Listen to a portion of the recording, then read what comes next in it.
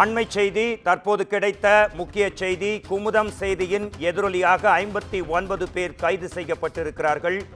போலீசார் நடத்திய தேடுதல் வேட்டையில் 1000 லிட்டர் கள்ளச்சாராயம், 500 லிட்டர் கள்ளச்சாராய ஊறல் ஆகியவை பறிமுதல் செய்யப்பட்டிருக்கின்றன.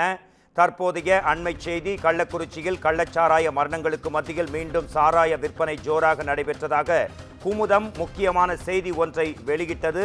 அதன் எதிரொலியாக 59 பேரை போலீசார் தற்போது கைது செய்திருக்கிறார்கள். போலீசார் நடத்திய தேடுதல் வேட்டையில் 1000 லிட்டர் கள்ளச்சாராயம் மற்றும் 500 லிட்டர் கள்ளச்சாராய ஊறல்கள் கைப்பற்றப்பட்டிருப்பதாக அண்மை செய்தி வந்திருக்கிறது. இது குறித்து நமது செய்தியாளர் சிவபிரகாசம் இணைகிறார். சிவபிரகாசம், குமுதத்தில் வந்த செய்தியின் எதிரொலி காரணமாக கள்ளச்சாராயம் காய்ச்சி 59 பேர் கைது செய்யப்பட்டிருக்கிறார்கள். கள நிலவரம் என்ன? Report please. மோகன்ராஜ், கள்ளக்குறிச்சி மாவட்டத்தில் கள்ளச்சாராயம் குடித்து உயர்ந்தவர் எண்ணிக்கை அதிகரித்து வந்திருக்கக்கூடிய சூழ்நிலையில் தற்போது காவல்துறையினர் அதனை கட்டுப்படுத்த எவ்வளவோ முயற்சி செய்து வருகின்றனர். இந்த நிலையில் உயிரிழப்புகள் தொடர்ந்த வண்ணமே உள்ளது.